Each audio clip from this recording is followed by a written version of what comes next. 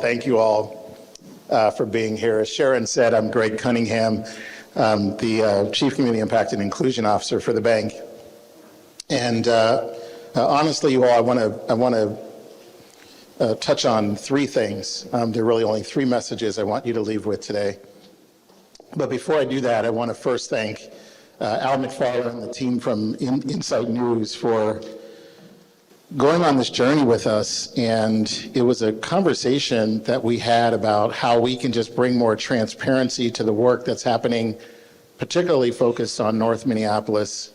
And one of the most important reasons, and this is the first point I want to make, one of the most important reasons that all of you are in this room today is because we want to be really open and transparent with all of you about the work that's happening, and allow all of you to have the tools that you need to actually share the information.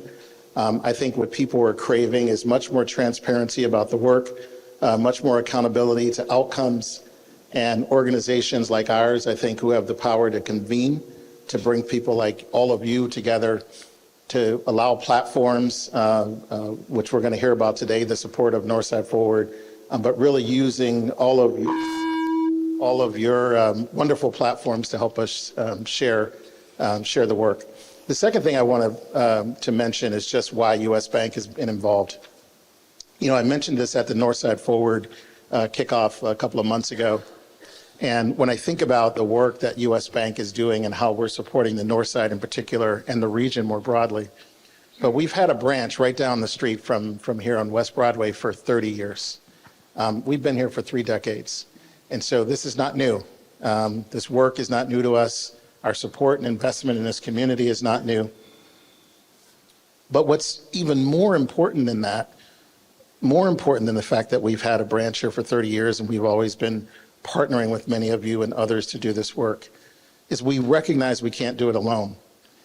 And so while U.S. Bank was so proud to provide a lot of the seed funding for Northside Forward and the work that Tyrese and the team is doing, and I want to congratulate them again on that work. We're really looking forward to hearing her commentary and the conversation with her and Al. But I think many of us have lots of questions about the work that's happening. And we want to provide forums where we can just have more conversation, more dialogue, where we can co-create solutions together. And while U.S. Bank is an integral part of that, we need everybody in the ecosystem. We need other corporations, we need other banks, we need foundations, we need for-profits, nonprofits. We need everybody working together. So this is not a journey that we think is possible with just our support. But we kind of want to be the kindling in the fireplace, right? Like we actually want to be the ones to help start the conversation, to be the ones to help have convenings like this so we can have greater dialogue and support across the entire ecosystem. Before I forget, I want to thank the staff and the team at the Capri Theater. I saw Maya just walk in. Thank you to the staff for hosting us. Obviously, every time I step in this venue, I can't think of the history and just the legacy of what's happened in these walls. So it's always great to be back here. And then finally, I just want to say that there is an opportunity at the end to ask questions of the team of Tyrese and Al to facilitate, because this is about getting questions answered. This is about us having dialogue. This is about the co-creation that I talked about. This is a series that we hope will continue beyond today in partnership with Al and the team at Insight News. We'll be bringing other leaders who are leading very important initiatives forward so that we can be really transparent about the work. And we're really happy to be partnered with all of you and partnered with the team to drive that forward. So with that, enjoy the conversation. Thank you all for coming on this chilly day. I hope you had a wonderful Thanksgiving. I should have said that at the top. And we appreciate you being here, and we look forward to the conversation. With that, Al, I'll turn it over to you and Tyrese. Thank you so much. Thank you, Greg. Good afternoon, everyone. I'm Al McFarland, and welcome to the Conversation with Al McFarland, powered by U.S. Bank. This is a new venture. We're so pleased to be in partnership with Greg and the team at U.S. Bank to present community conversations that make a lot of sense, that are necessary, and that are important and timely. Let me begin, though, with a little history, sort of my elevator speech, giving you context for why we're here and how we're here. I live in North Minneapolis. I've been living here since 1973. This is my neighborhood. I'm pleased to have this conversation with Tyrese because she's from Minneapolis as well. So we're both talking about generations here, legacy, history, and futures that we intend to be bountiful, impactful, and fulfilling for ourselves, our families, and for our community, for society. But it starts with us having this conversation. Greg mentioned that the bank had been on Broadway for 30 years. So I have to tell you, I thought he was going to, that we started Inside News with the support of U.S. Bank. Our first customer, our first advertiser, was my mentor, John Warder. Many of you are too young to remember him, but John Warder was the president of First Plymouth National Bank on Plymouth Avenue, where the Urban League, and now there's a daycare center right now. But this history of U.S. Bank, First Bank, and Inside News goes back to 1974 when we began this. I started the paper as a magazine in 74, bought it from my employers, and launched it again in 76 as a newspaper, and the rest, as they say, is history. We see ourselves as the information infrastructure for our community. We have a particular, specific mission to document who we are, where we've been, and where we're going. And what's important about this gathering today is that we're using multimodal systems for creating documentation, creating content. When I started Insight, we saw ourselves as a newspaper that published once a month, then once a week. And now we've evolved to where we see ourselves as an information portal, an information system that is providing content virtually all the time. So it's a big dream, it's a big vision, and you all are part of it. Our role with you, I believe, is to serve you and your vision, your mission, to elevate your thoughts, your ideas, your accomplishments, to analyze the challenges that you overcome, and to document the success.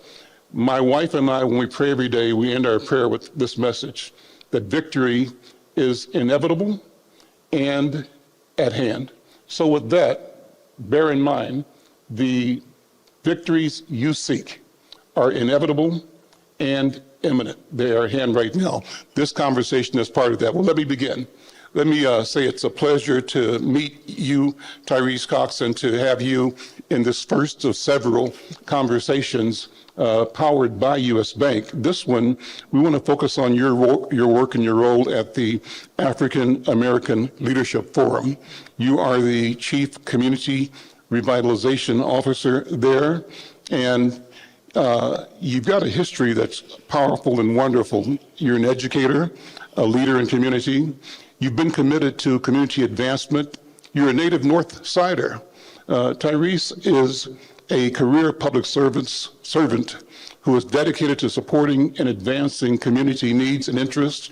And as I said, she's currently the Chief Community Revitalization Officer for the African American Leadership Forum. Previously, she served as the Executive Director of External Relations for the Minneapolis Public Schools.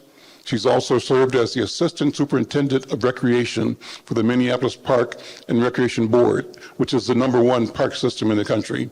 She actively participates in various community-based advisory councils and boards. She's got a K-12 superintendent's license. She has an MBA and a Bachelor of Arts in Sociology from University of Minnesota, Twin Cities. And throughout her career and personal pursuits, she's exemplified a commitment to community engagement. Tyrese, welcome. Good afternoon. Thank you so much for having me. Yeah. So let me do what I do often, is ask people to establish who they are and why they're here. And obviously, we'll get to the work that you're doing with North Forward. But first of all, Tyrese, what's Tyrese's story beyond what I shared? Well, let me start by saying thank you for having me, and thank you for putting together such a kind room. I recognize a lot of faces, and I'm glad to see them here. And hopefully that takes a little pressure off with this first-time show. So thank you for that. As you said, I'm a Northside kid, right? I was born on the North Side. I didn't grow up here, but when I moved away and came back in my 20s, I realized coming back to Minneapolis, where my roots were, is where I wanted to be. I went away for my developmental years, and when I came back, I finished my degree at the University of Minnesota. This is kind of corny, but I tell it all the time. My undergrad is in sociology. I thought I was going to be a social worker. And I realized that's not really it. And then I went back to get an MBA. Now, those two things don't always go together, but here's how they come together so neatly for me. The work that I do, the work that I'm committed to, I think takes both. It needs both my head and my heart. I need to have a heart for the people, but I also have to make sure the maths, right? I need to make sure that things have the outcomes that we intend for them to have. You've mentioned my background in public service, the school districts, I did a little bit with City of Minneapolis and also the Park and Recreation Board. So this is home for me. I don't live on the north side now, I live on the south side, but I am committed to Minneapolis. Your dad is here. My dad is here, Southsider. Shout out your family. Give us an idea of whose shoulders you stand on. What legacy and lineage pour into Tyrese? Sure. So my dad, James Arrington, who started a flooring company that he passed on to his son, so he's still in the flooring business, an entrepreneur, and supporting his family and guidance that way. His dad, Arrington's from the South Side, as a matter of fact, I live right around the corner from the last house that my grandparents owned in the city. So I committed to Minneapolis. As I understand it, my grandfather was the very first Black-owned liquor store owner in the city. And so he started as an entrepreneur, which he kind of passed on to his family. I'm also a Northside family member. My mom was child number 4 of the Moss family. So she is no longer with us, but between Northside and Southside, I think I've got Minneapolis in me. There we go. Listen, so why North Minneapolis now? One of the most interesting elements of Northside Forward is that it's brought together so many leaders, many of whom are in this room right now. Tell us, what is Northside Forward and where do we stand right now? Why? So Northside Forward is a comprehensive plan that aims to invest $1.5 billion in North Minneapolis over 10 years. That matters so much because it's not very often that you get a plan that is put together by 200 community members, community leaders, faith leaders that were dedicated to the contribution of that plan. And on the other side of it, and I think it came together in like 6 months. So to have people engaged for 6 months, showing up to every meeting over time is pretty remarkable, and to move so quickly, which says how committed people were. The other part of it is, it is so structured. It is not a lot of fluff. It has 6 goals, 25 strategies, and 73 action steps, which says a lot to me, because oftentimes things are lofty and dreamy, and it doesn't have the real concrete things. Now, in addition to it being concrete, it also left a little flexibility for what could happen over 10 years. We realize that we won't be in the exact same place today 10 years from now. And so the plan is firm, but it also left some flexibility in it. The source of the dollars will come from both corporate, from philanthropy, and from private donors. And so we're excited about what's coming. I started my comments by saying that Insight sees itself as the information infrastructure for our community. But infrastructure is something that you all were very, very intentional about at Northside Forward. Take a minute and describe what you have built and what the process was for building the infrastructure for presenting, creating, and pursuing a vision of change for our community. So again, it took the input of 200 community members, and it also took into consideration plans that kind of preceded this one. We realized there was some solid work that came before this, and so it was the marriage of some of those previous plans, what the vision, where we are currently, and what the vision the community has going forward. It kind of blended those things together. It considered what already exists. What are we perhaps oversaturated in the community? And it also considered what are we lacking? What do we need? Not in terms of talent, in terms of people, but in terms of assets. What don't we have in North Minneapolis that we believe North Minneapolis deserves? And we want to see that happen. So we worked with, and again, this was before my time. So as I'm attending these meetings, I'm attending as an interested, committed community member. And then when the opportunity to join the team came up, I was like, absolutely. This is what I believe my life's work is meant to be. But they, again, looked at where the opportunities for growth and what could come next. And so take a deep dive then into some of the meetings. You weren't on board, but you've done the research, I think, and you've seen the product. I think we were here at Capri several months ago where there was a presentation. I think Adair Mosley presented this powerful and beautiful document saying, here's a vision, the vision, which, as you described, was a compilation of a number of ideas, a number of hours of research and talking and gatherings where people identified and articulated what would make life the way they deserved it and desired it to be. Talk about that a little bit more. Sure. Before I get to that, I also want to acknowledge that the work acknowledges the things that people are already doing. There's already so much amazing work that's already happening in North Minneapolis. Now, we're not always working in concert, and here's an opportunity to do that, right? So it looks at when I look around the room, some of the agencies that are represented here, it considers the things that you're already doing, and how do we do this together so that we can do it bigger and better and perhaps even more efficiently and maybe even faster. So there's those considerations as well. Now, I'm sorry, I paused, but could you go back to your question for me? So describe some of the conversations, some of the work that went into developing that document.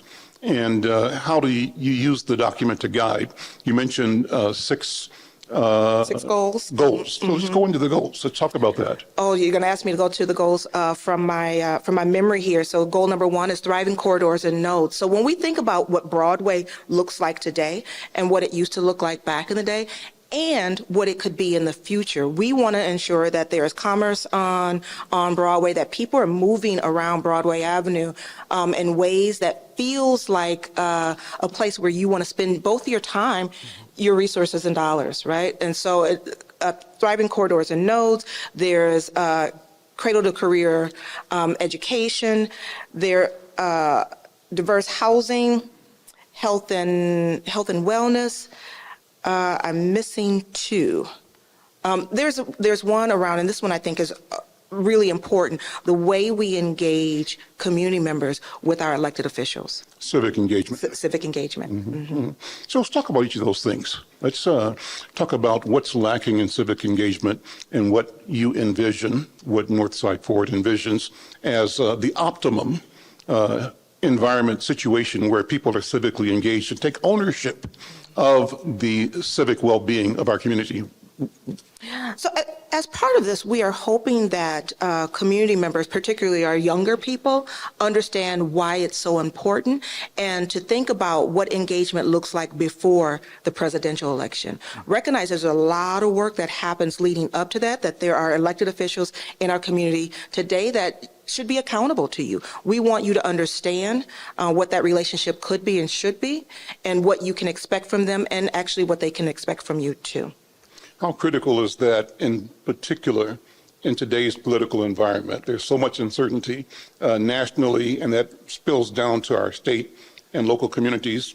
I was reading a report today about how many nonprofits have been impacted by the president's orders to defund our community development and communities. So how important is it that we sort of show and teach and tell and invite ordinary people to be present, to be active, to be engaged, and to pursue their interest in the community? What do you think? Well, like I said, there's a couple of things. One, your electeds have an accountability to you. But we also want people to understand what we're asking of them. What are they saying when they say they're going to do ... fill in the blank? What does that mean, not only broadly, but what does it mean in your life at your address? How do you understand this? And we want to make sure that all of these things are eye level. We want to make sure that when people show up, not just during elected time, but when they're showing up, they're taking your calls, that you know what to ask of them, and that you feel like, this is important enough for you to engage early on.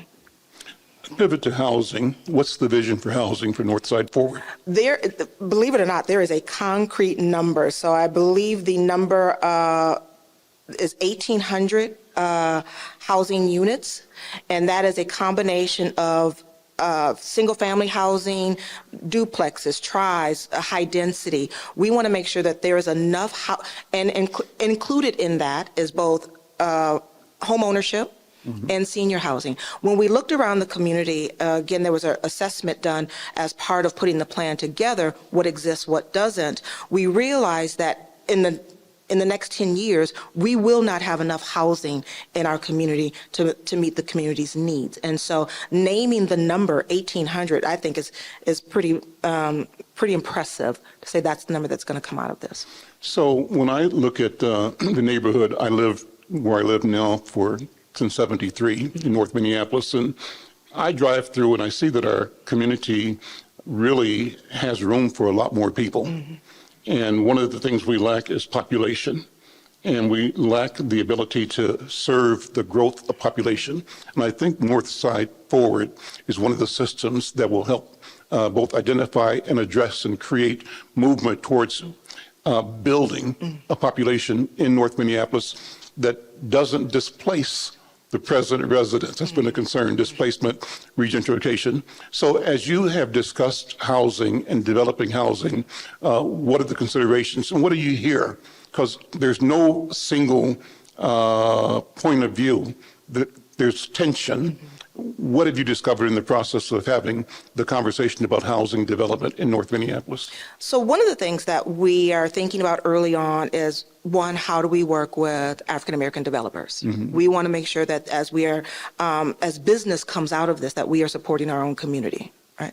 So that's thing number one. Thing number two is we are also thinking about, when our seniors are aging and they are looking for another place to live, that we create the opportunity for them to stay in community if they choose to. We don't want them to have to find housing outside of North Minneapolis, the place that's familiar, the place that feels home. We want to make sure if they choose, they can stay, because we've built in some housing that meets their needs. Pivot to health and well-being, then it's a natural segue, I think. What about the impact of health care, health services, quality of life resources in our community? How do you address that in the Northside Forward initiative? So the way we're thinking about health, wellness, and safety, from one, access to quality health care. And so we're thinking about that, but we're also thinking about, what does it mean for young people? Do young people have access to recreation that meets their needs, that meets their interests? What does safety look like, feel like in our community? And what are the things that we're going to do to ensure we get there? One of the things I didn't say was this plan, 6 goals, 25 strategies, and 73 action steps. So in that, it names, Tyrese, here's what you will do to meet the needs of young people who need recreation, who need a way to be healthy and safe, and all of those things. So 6 goals, again, let's go through them again. You said education was one, housing was one. Thriving corridors and nodes. There's employment. So there's an employment goal of 1,200 livable wage jobs in North Minneapolis. I think that covers I think that was the 6th one that I didn't get to. So corridors, focus on that. What does it mean? So again, where we should be seeing movement and commerce and sit-down restaurants and all of those things, where there should be retail. And what we're thinking about is the primary corridors are Broadway and Lowry, and then there are some secondary, which include Plymouth and I believe Olson Highway. Please don't quote me on that one. Maybe Glenwood, I'm not sure, possibly.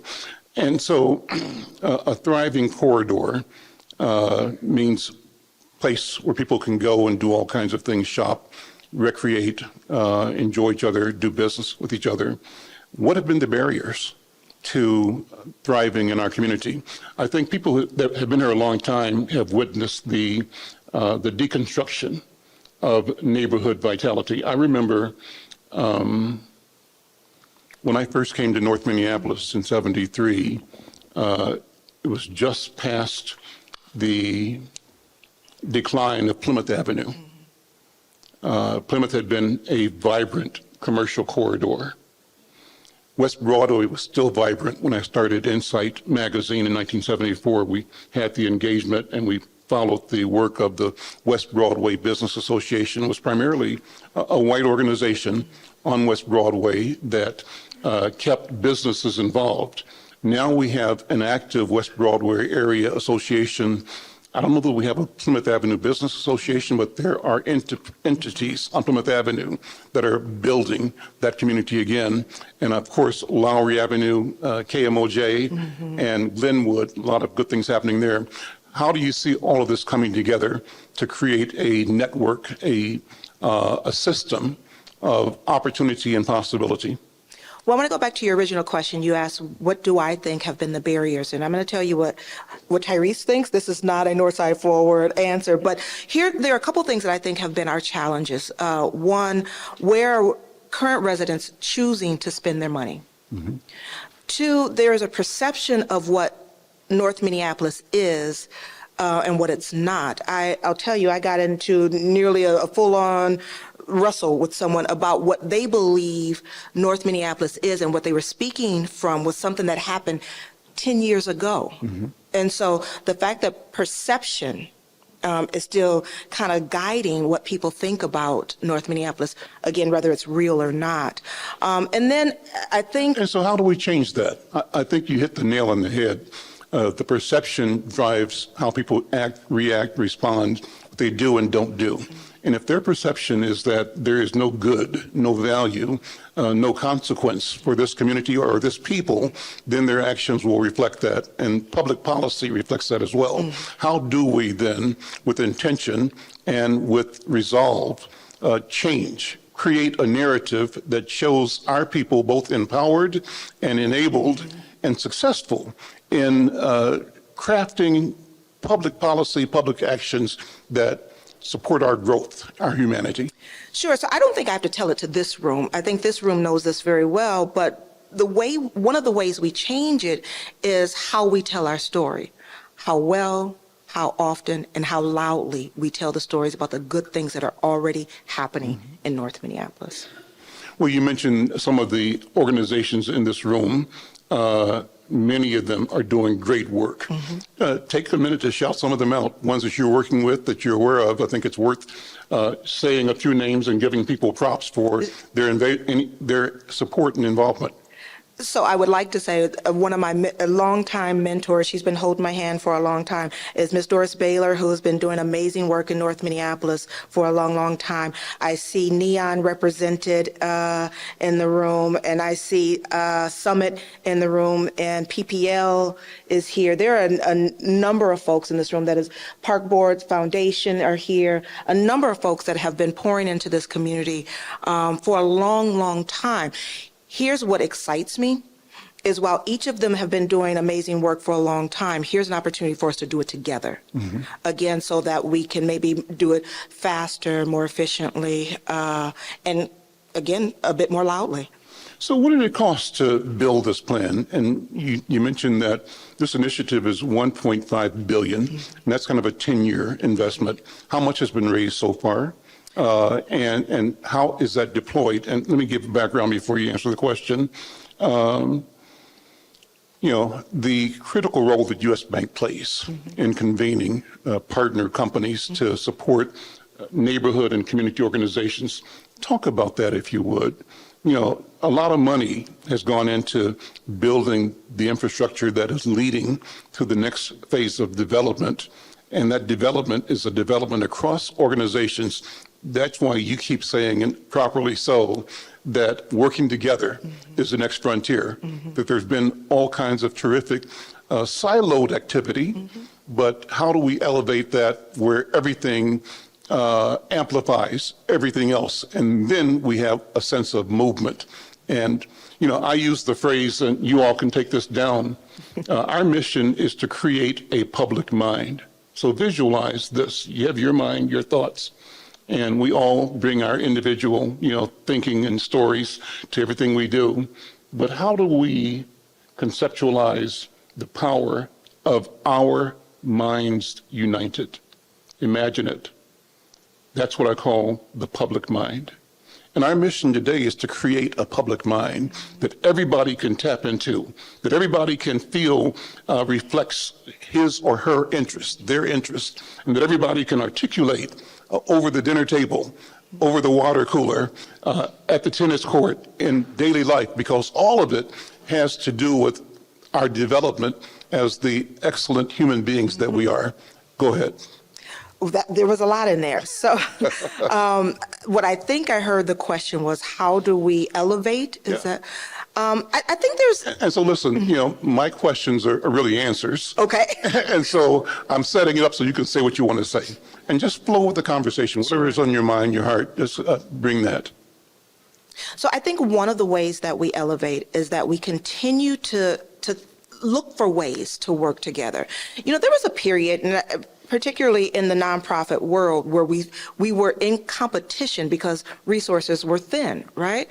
But I think So let me jump in. So was that intentional or just the way things were? Is it just how the cookie crumbled? Or was there an intentional system of creating division in our community? Well, now listen, see, I want to have a job on the other side of this. So, but the short answer, I think there was some intentionality. I'm reading a book called The Revolution Will Not Be Funded. Mm-hmm. That there's intentionality around, we're only giving little bits here and there, right? And before that little bit can see results, we're funding something different now. Mm-hmm. Now, again, that's a Tyrese answer. But I believe that to be true. That's an Al McFarland answer, too. Okay. Go right ahead. We're on the same page. Yeah, I believe that to be true. So in order for us to combat that, because I don't see that changing broadly soon, we've got to find ways to work together. We've got to find ways to do this so that we can see our community advance the way we believe it should. So, you know, I was one of the moderators at the Build Wealth Minnesota event a couple of months ago. Great event. There's a story on it in today's Inside News. Before you leave here, pick up a copy of Inside News and read that story. And by the way, you'll be reading this story and the others in this series in Inside News as well. So pay attention and enjoy the story. But one of the things that we said in that panel was that it's necessary, as you say, to collaborate and to share, to tell our own stories. So I think this is part of that process. I have another point, but I forgot it already, so go ahead.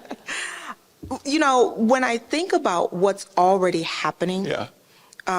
In North Minneapolis and the way that we can support that, it feels so good. Mm-hmm. It feels good to say that Northside Forward helped this organization do X. Yeah. It helped them get over the hump. So you brought my thought back. Thank you. All right. So here's the thought. You know, one of the things I said at the Build Wealth Summit was in introducing your friend and your former leader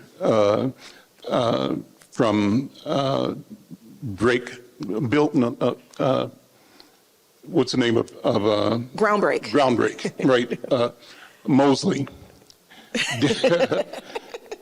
And one of the most exciting covers we've done with Inside News was one with a portrait of him. First of all, he's just a striking individual and a great-looking guy, and he was worthy to be on the cover of Inside News. But the headline on the story talked about him leading a $4 or $5 billion effort for developing our community. It was important to me to attach that number, like it's important to me to attach the number you just said, 1.5 or $1.9 billion. 1.5. You're shifting the conversation away from the things we scrapped for at the bottom, and you're laying claim to a system of resource development that is massive and necessary. And to the degree that we begin to change our conversation, not from nickels and dimes, dollars, $100, but the billion-dollar impact of our need and our investment. Yeah, our naming, potential. Naming that number Yeah. also puts some accountability to it, right? So just talking, loosely, we're going to do some things. Naming what it is creates some accountability. And also naming it creates the opportunity for our community to dream bigger, to think bigger. There's so much out there for us that we deserve, that we're capable of, and that we should have. And naming it, I think, is part of the magic in both the Northside Forwards 1.5 and Groundbreaks 5, whatever it is. 5 Yeah, billion, yeah. 5 billion. And so this kind of leads to the next level of what philanthropy is like in our community and our ability to direct philanthropy, to describe it, define it, to create expectations, and to shape how it is unfolding in our community. I want to shout out again U.S. Bank, that came in at a time when ALF was both at the right place and in the right frame of mind to tackle issues that we're talking about. Of course, this is coming out of the George Floyd experience. Talk about the impact of George Floyd in the creation and development of ALF's movement and its really ascendance to the role that produced Northside Forward. So, that was before my time, but here's what I believe. I believe our community having that experience that kind of shook the world, everybody was watching Minneapolis at that time, created the opportunity for us to do something, right? We moved from just talking about things, we moved from just imagining to action. And so I think that was a great, however unfortunate, I think that was a great runway for Alf saying, now here's where we get to the do part. Here's what do looks like. And Northside Forward is an example of do.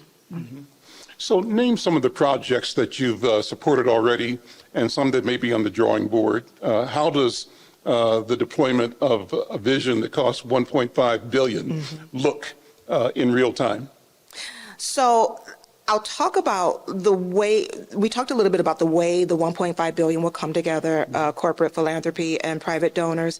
And each of those organizations that show up will show up with their own priorities within the 6 goals, 6 pillars. And so one of the things that we know is that this won't be linear, that we may be moving to what we have the money for right now. We want to get that done. We know that there will be things that show up. Let me double back. One of the things I appreciated about Adair's leadership was he moved like he had roller skates on. And I appreciated that because our community needs us to move while intentionally we need to move at a bit of a faster clip so that we can get to the things that we deserve, right? So I appreciate that about him. But as it relates to Northside Forward, the way this comes about will be a bit of a spider web versus a straight line. And again, it's everything connected. So the way some of the organizations in here are doing things, and Northside Forward shows them, said, we can help you get over the hump on that. We can get you over the finish line, I think is amazing. Some of the things that we are supporting right now. Before you do that, let me think about that for a second, because right now, when I drive up Broadway to Plymouth and Penn and Broadway, I see the new neon building. And I have not been in, but I'm so impressed. It's such a powerful statement of possibility and capability. I see the change happening at the 5 Points building because KMOJ, which is there, will be moving in the next couple of years to a new multi-million-dollar, multi-purpose facility on Lowry Avenue. And I can't help thinking with pride and satisfaction about North Point Health and Wellness and about the Thor building. I've told this story before. I used to drive up and down Plymouth Avenue every day. I live off Plymouth Avenue on Thomas. And one day, one of my friends who taught school at somewhere at a university was on his bicycle. And he said, Al, look over there. This was at a day when they were excavating what became the Thor building. And so a huge hole in the ground, but it was a city block almost big. It was huge. And a big crane was on top, and the crane had Thor on top of it. Al, look at this. I said, yeah, man, I'm impressed, because they were starting the foundation for it. I said, this is the pyramid for North Minneapolis. Think about that. Imagine the power, the staying power of the pyramids. Imagine your ownership of the knowledge that created something that has withstood the test of time, the pyramid. Imagine then you driving by a place in your neighborhood, place where you live, because you might have been to McDonald's there when McDonald's, or you might have been to the gas station when it was a gas station before McDonald's was built, right? So you got a history, a relationship with this geography, and now you see in this place something coming up that stands to be a permanent symbol of your presence, your value, your humanity, your genius, your intelligence, and your capability. And you put that together with what's happening across the street with North Point Health and Wellness. I've used the maxim to say our health is our business. Our health is our business. It's a double entendre. Your grandmother used to say, boy, mind your business, right? And the same thing applies here. We have to say our health, that our safety, that our education is our business.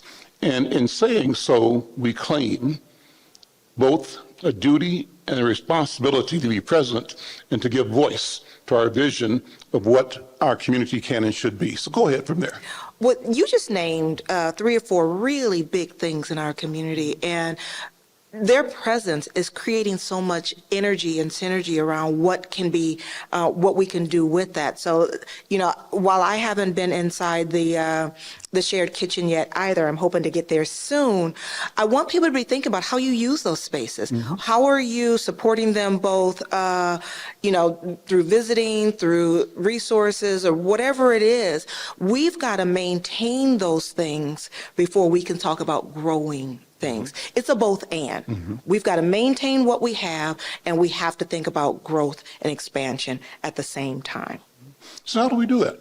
What does the ordinary resident of our community do to be, so that her or his actions are counted in building and moving towards that direction? Well, we talked a little bit about the way you talk about North Minneapolis. If I'm certain that everyone in this community, in this room, is using positive language, but do me a favor, correct the people that are saying things that are inappropriate and likely even wrong, right? Let's start correcting some of that. Also, think about where you're spending your dollars. If we want to maintain the grocery stores that we have, we got to shop there. How many drugstores do we have remaining? I think we've got one, and that's inside a Cub. When Nana needs to get her medicine, we don't want her to have to work too hard to get it. We've got to make sure that we have the things that we need here. In order to do that, we've got to support what we already have. Shout out to Tilo Wilson. He's in the room, I think, because he's got a new, there he is back there, a new restaurant coming up, a development. One of many positive things happening. And I think we all hear about what Brother White is doing up on 42nd Street in the Camden area. So a lot of good stuff is happening. We need to plug in, tap in, elevate, support it, and talk about it. If I could just add please, one more thing. Sure. That meeting that you have over coffee, have it in your neighborhood. That lunch meeting that you have, Go to Swank, go to Tap In, go to Camden. Let's support the businesses that we have so that we can keep them. So what are the challenges at this point? We kind of have gone through the lament that, woe is me, they won't let us do it. I think we're moving to where we know that they is a myth. It's both real and a myth. And the myth part of it is that the we has the real power. It's our collaboration, our cooperation, our shared vision, our shared work. They say if you want to go fast, go alone. You want to go far, go with the group. That's right. And so how is the group making possibility here going to take us where we need to go from your point of view? That's a really good question. And I think we've named it a few times. We have so much power that we are either downplaying or ignoring.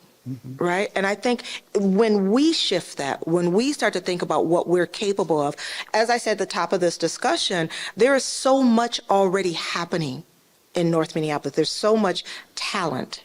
There's so much ingenuity and creativity and all of those things. We've got to believe it so that we use it ourselves and so that we encourage others to use it. So when you are thinking about where you're getting your swimming lessons, you should be thinking about V3 because it's right here in our community. We should be thinking about what we have, yet let's use that often. So name some more projects. I have on my notes here North Commons and Devon George's project. Name some ones that you're associated with or supporting. And Sure. So some of the big things, as you just named, we are supporting the completion of the North Commons construction, and that is a really big project. And I'm not going to say that we did it all, but we wanted to make sure that we were part of it. That's our commitment, that we are contributing to the successes. so for people that don't know, describe what you can of that project. I'm sorry? For people that might not know the details, describe a little bit about the North Commons project. Well, let's see what I know, and we've got some Park Board folks in Park Board Foundation folks in the room, but I believe it is a $50 million reconstruction. Don't quote me on the number, but it's a big number. And so what they're bringing to North Commons Park is a new dome. Field house, thank you for that. A new field house and remodeling the recreation center and all of those things. And as I understand it, this is the largest investment in a recreation in a park in the Park Board's history. So that's impressive, both on their side as well. And we deserve it. And we deserve it. That's right. Those in the room who played at North Commons, we deserve it. Yeah.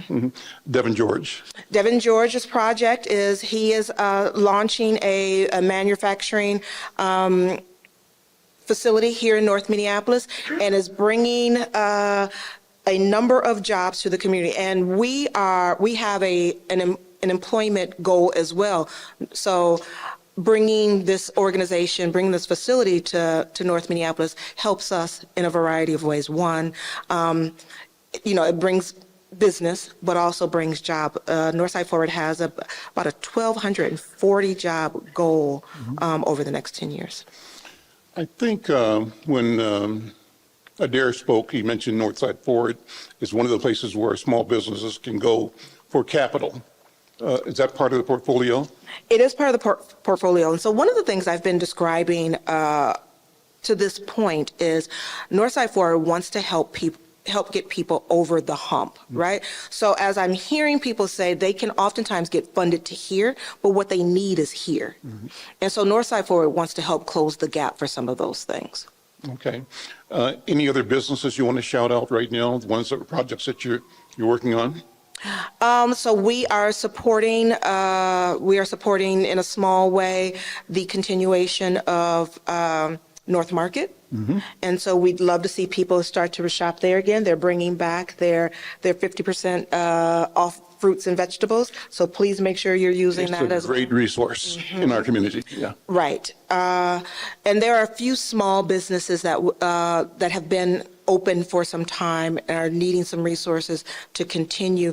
You know, a lot of people took a little bit of a hit, as we know, during COVID, during George Floyd, and so a lot of them have. And what I call the Trump effect. And the Trump effect. We don't want to forget about that. Yeah. And so, again, making sure that we keep what we have. We've been supporting some of the smaller businesses as well. Okay, listen, this has been a great conversation. We're coming to the end of the hour. I want you all in the audience to know if you have questions or comments. We want to create a space for you to ask a question or make a comment. That's important. And what we want you to do is to go to the microphone here off to the side of the stage and raise a question or make a comment. But before we wrap up, Tyrese, I'd love for you to just take a closing statement. Any way you want it, any way the Spirit leads you, to this audience and to those who are listening on radio or on social media platforms. Well, I would like to say again how grateful I am to have this opportunity to do this work that is so important. I want to thank Greg and the U.S. Bank leadership team for having the vision for this. I want to thank all the folks that have contributed to it in some way.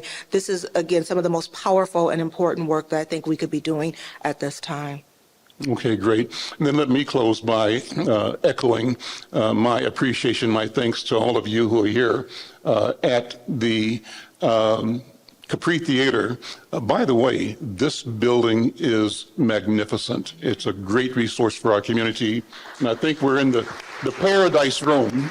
And the Paradise Room is the appropriate venue for this conversation.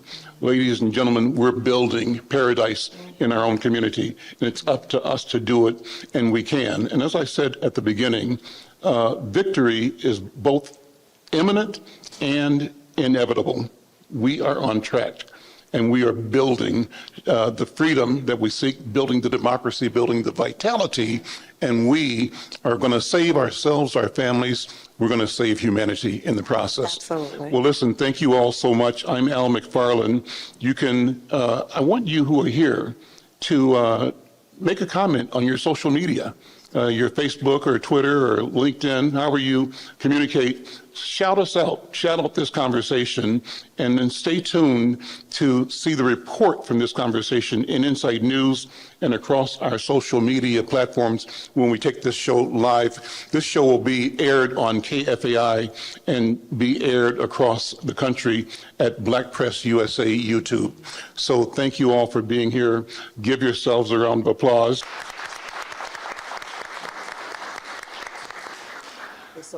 Before I close, one last thanks to Greg Cunningham and the team at U.S. Bank. Guys, what you've done and what you've been doing over generations is significant and important, and I want to encourage you to keep doing more and more. And to the degree that you can support organizations like Inside News, be effective tools for building the public mind in our community, we thank you.